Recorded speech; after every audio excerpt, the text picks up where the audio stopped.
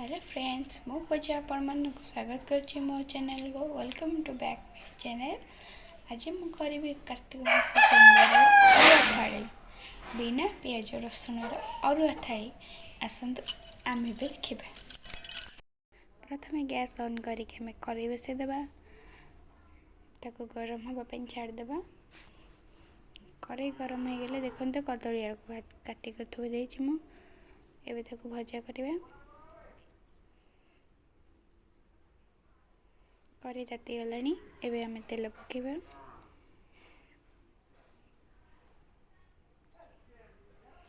तेल पकई सारा पर से सुखिला लंका जीरा पकई देखा।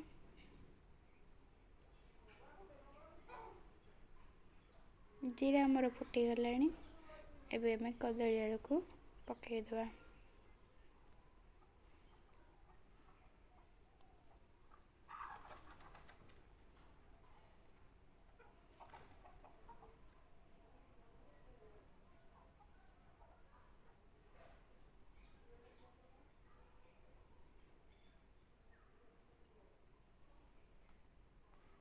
एबे लुण हल्दी पकईकी गोली छाड़देवा सीझा पर्यंत। एबे भजा आमर रेडी हो गलानी एबे ताको अन्य पात्र को काढ़ी देबा। कदली आलू भल भाव सीझी जाइए। एबे कढ़ाई बसई देछि साग पई। साग आज कोसला साग नहीं।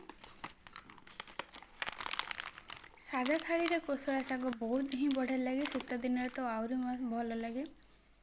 एबे मु फुटण फुटे देके दुईटी कंचा लंका पकई देछि।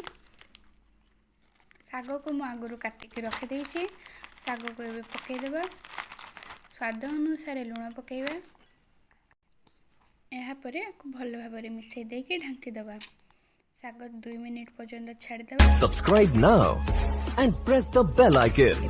Never miss an update. घोड़े देबी।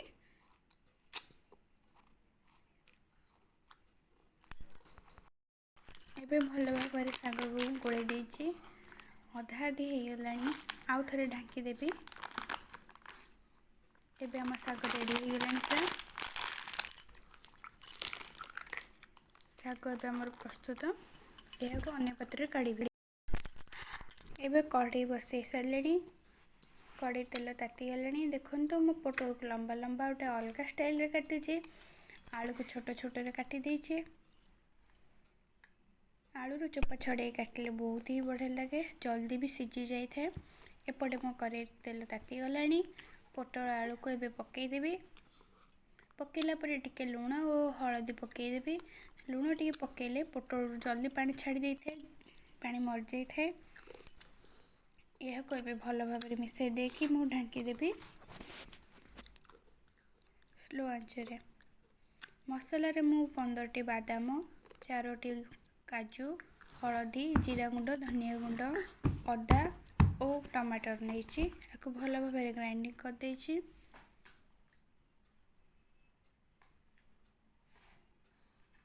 एबे पोटल मोर टिके पानी छाड़ी देलानी देखंतु केते पानी भारी गलानी। लुण पकेवा द्वारा पानी जल्दी भारी गलानी।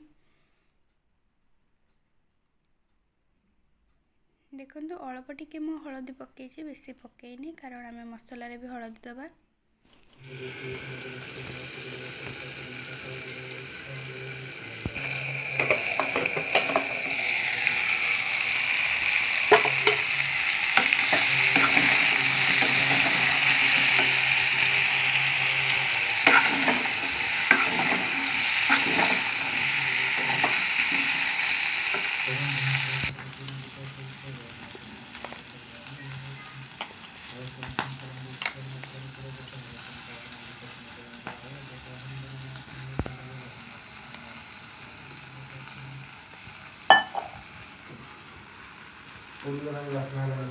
कैम घाम टू जो पड़ो कहीं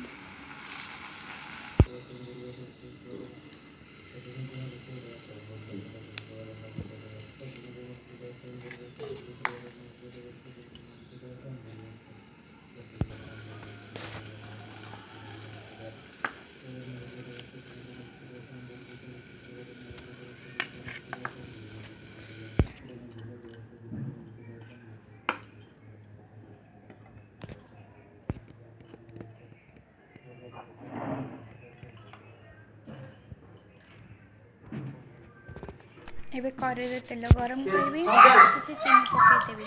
ଚିନି ଫ୍ଲେଣ ହୋଇକି ଆସିଲେ ଲଙ୍କା ଗୁଣ୍ଡ ଓ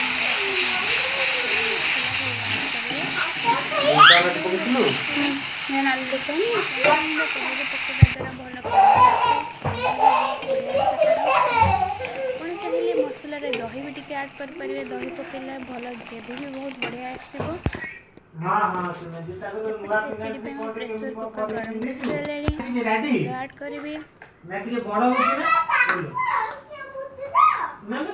ତେଲ ବି ତାତି ସାରିଲାଣି, ଲବଙ୍ଗ, ଗୋଲମରିଚ, ଗୁଜୁରାତି, ଡାଲଚିନି ଯାହା ଥିଲା ମୁଁ ଆପଣଙ୍କୁ ପକାଇବି। ଯେହେତୁ ଛୋଟ ଛୁଆ ଖାଇବା ଆମର, ମୁଁ ଲଙ୍କା ପକାଇ ପାରିବିନି, ଆପଣ ଚାହିଁଲେ ଲଙ୍କା ପକାଇ ପାରିବେ।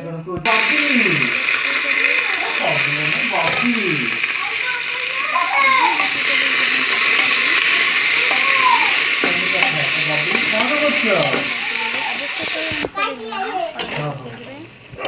ଏପଟେ ମୋର ମସଲା ରେଡ଼ି ହେଇଗଲାଣି, ମୁଁ ପୋଟଳ ଆଳୁ ପକାଇଦେବି। ଆବଶ୍ୟକ ଅନୁସାରେ ଲୁଣ ପକାଇ ଦେଇଛି, ହଳଦୀ ପକାଇଛି। ଏପଟେ ବି ମୁଁ ଆବଶ୍ୟକ ଅନୁସାରେ ଲୁଣ ହଳଦୀ ପକାଇ ସାରିଲିଣି। ଭଲ ଭାବରେ ଭାଜିଦେବା, ପାଣି ଯେମିତି ମରିଗଲେ ତାର କଞ୍ଚାଳିଆ ସ୍ମେଲ୍ଟା ଆର ବାହାରିଯିବ। ଦେଖନ୍ତୁ କେଡ଼େ ସୁନ୍ଦର ଦେଖାହେଉଛି, ବହୁତ ହିଁ ବଢ଼ିଆ ଲାଗୁଛି। ଆପଣ ଚାହିଁଲେ ଚିନି ବି ଟିକେ ପକାଇପାରିବେ, ଚିନି ପକାଇଲେ ବି ଆର ଫ୍ଲେଭର୍ ଭଲ ଆସେ। ଏବେ ତରକାରୀରେ ପାଣି ଦେଇଦେଇଛି ଓ ତାକୁ ଢାଙ୍କିକି 2 ମିନିଟ୍ ପର୍ଯ୍ୟନ୍ତ ଫୁଟିବାକୁ ଛାଡ଼ିଦେବି, ଯାହାଦ୍ୱାରା ଭଲ ଟେଷ୍ଟ ଆସେ, କଲର୍ ବି ବହୁତ ଭଲ ଆସେ। ଦେଖନ୍ତୁ ଏବେ ଆମ ତରକାରୀ ରେଡ଼ି ହେଇଛି। ମୁଁ ଉପରେ ଗରମ ମସଲା ପକାଇଛି, ଆପଣ ତରକାରୀ ଚାହିଁଲେ କସ୍ତୁରୀ ମେଥି ଆଡ଼୍ କରିପାରିବେ, ଯାହାଦ୍ୱାରା ଭଲ ଟେଷ୍ଟ ଆସେ। ଏବେ ମୋ ଥାଳି ରେଡ଼ି ହେଇଗଲାଣି, ଆସ ଏବେ ସଜେଇବା। ଏବେ ପ୍ରେସର 2ଟି ହୁଇସିଲ୍ ଦେଇ ସାରିଲେଣି। ମୋ ମାପ ଅନୁସାରେ ମୁଁ ପାଣି ଦେଇଥିଲି, ଆପଣଙ୍କ କେତେ ଚାଉଳ ସେଇ ଅନୁସାରେ ପାଣି ଦେବେ।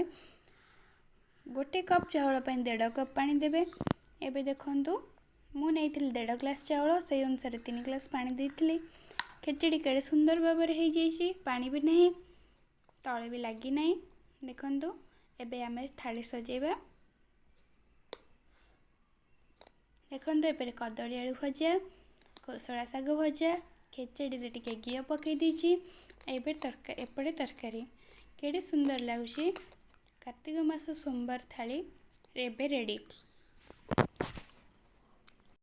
ଏବେ ବିନା ପିଆଜ ରସୁଣ ଥାଳି ମୋର ରେଡ଼ି। ଭଲ ଲାଗିଲେ ଲାଇକ୍, କମେଣ୍ଟ, ସେୟାର କରିବେ। ଚ୍ୟାନେଲରେ ନୂଆ ଥିଲେ ସବସ୍କ୍ରାଇବ୍ କରିବେ। ରହିଲି, ନମସ୍କାର, ଟାଟା।